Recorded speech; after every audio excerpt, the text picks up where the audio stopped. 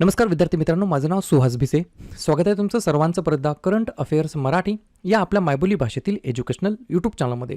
विद्यार्थी मित्रांनो, आज आहे 30 एप्रिल 2026. आजच्या दिवसाचे जेवढेही चालू घडामोडीचे महत्त्वाचे टॉप प्रश्न बनत असतील ते सर्व प्रश्न आपण या व्हिडिओच्या माध्यमातून पाहणार आहोत. तरी सर्वप्रथम आपण जर नवीन असाल, पहिल्यांदा या चॅनलवरील व्हिडिओ पाहत असाल तर चॅनलला या ठिकाणी अवश्य सबस्क्राईब सुद्धा करून घेऊ शकता. ठीक आहे, चला तर मग आपण आजच्या व्हिडिओला सुरुवात करूया.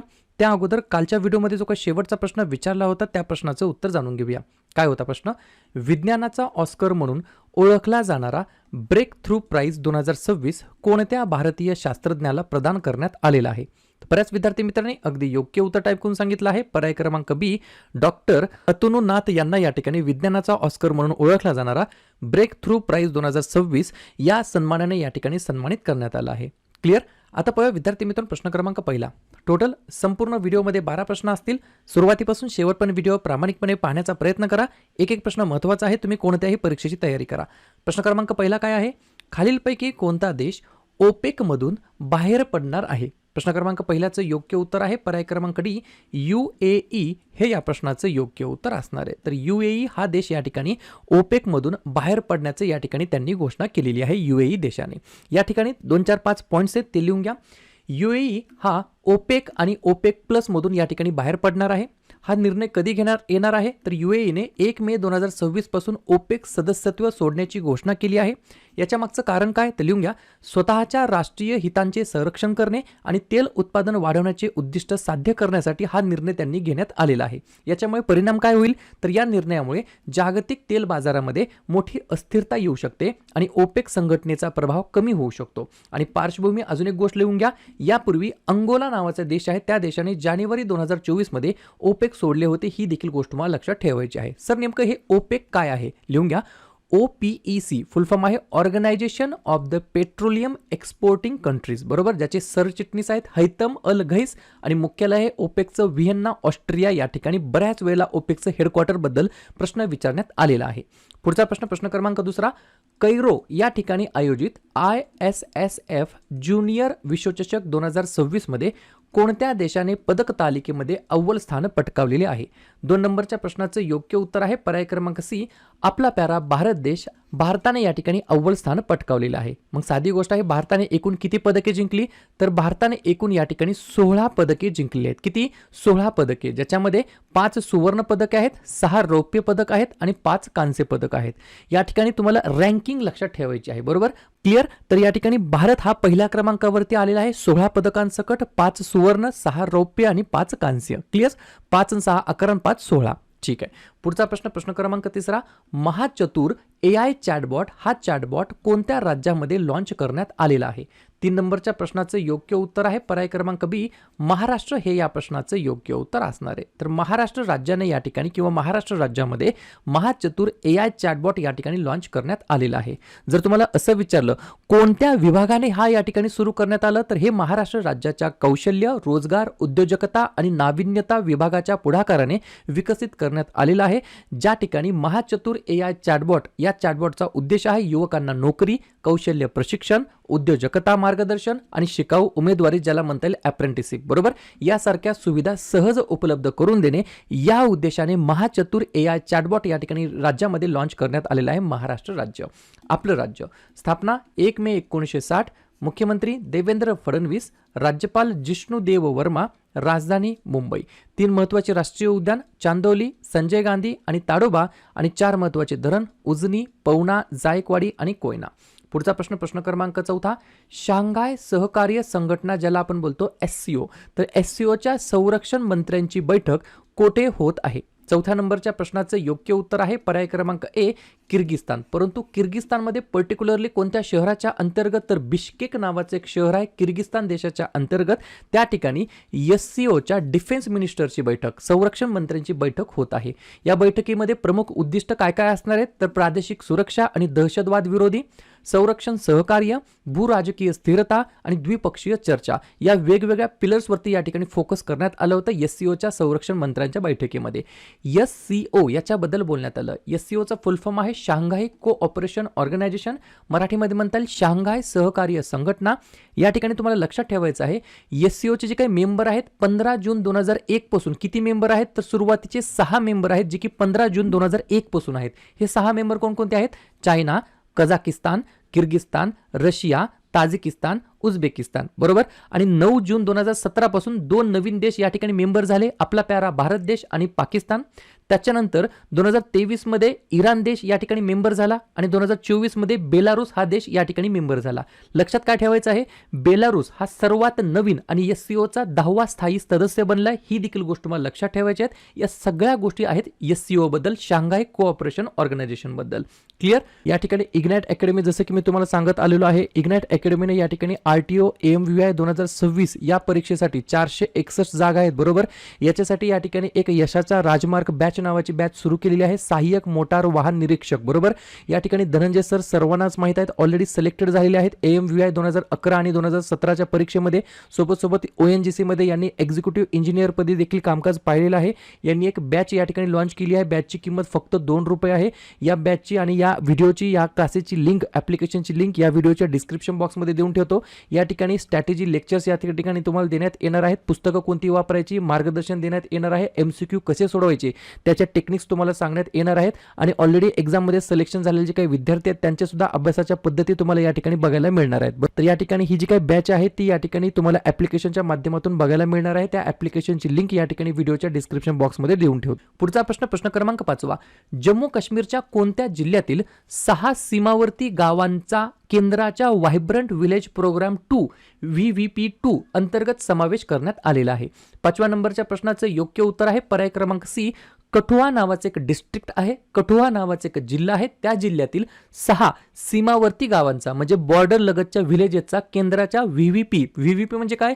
व्हायब्रंट विलेज प्रोग्राम 2 या अंतर्गत समावेश करण्यात आलेला आहे. ठीक आहे, लक्षात काय ठेवायचं आहे तुम्हाला? हे जे काही VVP आहे, व्हायब्रंट विलेजेस प्रोग्राम, याच्याबद्दल 2-3 पॉईंट लिहून घ्या. जसं की ही भारत सरकारने 2022-23च्या अर्थसंकल्पामध्ये जाहीर केलेली एक केंद्र पुरस्कृत योजना आहे. या योजनेचा मुख्य उद्देश उत्तरी सीमेवरील दुर्गम गावांचा विकास करणे, तेथील पायाभूत सुविधा सुधारणे आणि स्थलांतर रोखून सीमा सुरक्षा मजबूत करणे हा याच्या मागचा उद्देश आहे. या ठिकाणी फोकस केलेले एरियाज कोणकोणते आहेत तर अरुणाचल प्रदेश, हिमाचल प्रदेश, सिक्कीम, उत्तराखंड आणि लद्दाखमधील 46 ब्लॉक्समधील 662 सीमावर्ती गावांचा समावेश करणे, विकसित करणे. उद्दिष्ट काय आहे या ठिकाणी VVPचा? VVP म्हणजे काय? Vibrant villages programme. रस्ते कनेक्टिव्हिटी, घरे, गृहनिर्माण, पर्यटन, रिन्युएबल एनर्जी ज्याला आपण बोलतो नवीकरणीय ऊर्जा, आणि टेलिकॉम सुविधा, या सगळ्या गोष्टी, या सगळ्या फॅसिलिटीज या ठिकाणी सुधारणे किंवा बूस्ट करणे हा याच्या मागचा मेन पर्पज आहे. पुढचा प्रश्न, प्रज्ञा प्रणाली, प्रज्ञा सिस्टीम कोणत्या संस्थेने विकसित केलेली सिस्टीम आहे? तर पर्याय क्रमांक C. DRDO हे या प्रश्नाचं योग्य उत्तर असणार आहे. तर प्रज्ञा प्रणाली DRDOने विकसित केलेली या ठिकाणी एक प्रणाली आहे, ज्याच्या मागचा उद्देश सुरक्षा यंत्रणांची निर्णय क्षमता वाढवणे, संवेदनशील भागांवरती देखरेख करणे आणि दहशतवाद विरोधी कारवायांना, ज्याला म्हणता येईल अँटी टेरर ऑपरेशन्सला या ठिकाणी आधार देणे हा याच्या मागचा उद्देश आहे. वैशिष्ट्य काय आहे याच्यामध्ये तर ही एक स्वदेशी प्रणाली असून ती उपग्रह प्रतिमांचे विश्लेषण करण्यासाठी AIचा वापर करते, आर्टिफिशियल इंटेलिजन्स, कृत्रिम बुद्धिमत्तेचा वापर करते. कशासाठी? तर उपग्रह प्रतिमा जे काही सॅटेलाइट इमेजेस आहेत त्याचं विश्लेषण करण्यासाठी. तर DRDOने प्रज्ञा प्रणाली सिस्टीम नावाची सिस्टीम या संस्थेने विकसित केली आहे. DRDO फुल फॉर्म आहे defence research and development organisation, संरक्षण संशोधन आणि विकास संस्था मराठीमध्ये म्हणता येईल. स्थापना झाली 1958ला. मुख्यालय आहे नवी दिल्ली या ठिकाणी. अध्यक्ष आहे डॉक्टर समीर V. कामत आणि जबाबदार मंत्रालय आहे संरक्षण मंत्रालय. पुढचा प्रश्न क्रमांक 7. जागतिक कार्यस्थळ सुरक्षा आणि आरोग्य दिवस 2026 कोणत्या दिवशी साजरा करण्यात आलेला आहे? 7व्या नंबरच्या प्रश्नाचं योग्य उत्तर आहे पर्याय क्रमांक B. 28 एप्रिलला दरवर्षी आपण या ठिकाणी जागतिक कार्यस्थळ सुरक्षा आणि आरोग्य दिवस म्हणून साजरा करतो. ज्याच्या मागचा उद्देश काय तर लिहून घ्या. सुरक्षित, आरोग्यदायी आणि सन्मानजनक कामाच्या परिस्थितीला प्रोत्साहन देणे या उद्देशाने आपण हा दिवस साजरा करतो. 2026ची या दिवसाची थीम काय तर लिहून घ्या. Good psychosocial working environments, a pathway to thriving workers and strong organisation अशा प्रकारची थीम आहे फॉर द इयर ऑफ 2026. कशाबद्दल? जागतिक कार्यस्थळ सुरक्षा आणि आरोग्य दिवसाबद्दल. प्रश्न आहे महत्त्वाच्या दिवसाबद्दल. तर लगेच काय करूया, एप्रिल महिन्यातील जेवढेही महत्त्वाचे दिवस असतील त्याच्यावरती आपण एकदा रिव्हिजन टाकूया. लिहून घ्या.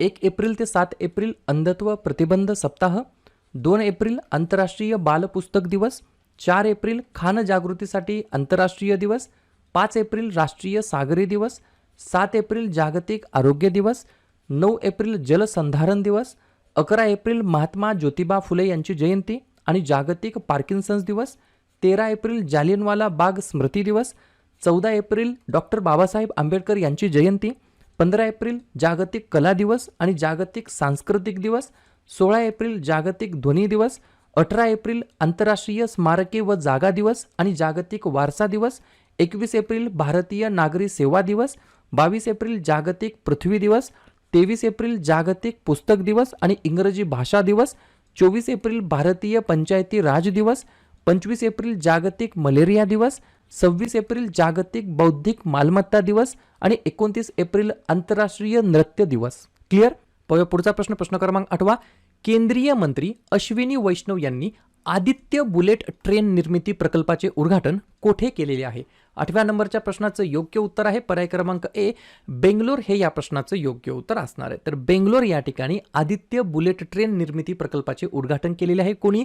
तर केंद्रीय मंत्री अश्विनी वैष्णव यांनी. याच्या मागचा उद्देश काय? तर 280 किलोमीटर प्रति तास डिझाईन वेगासह B28 ही स्वदेशी बुलेट ट्रेन तयार करणे या उद्देशाने या ठिकाणी हे उद्घाटन करण्यात आलं.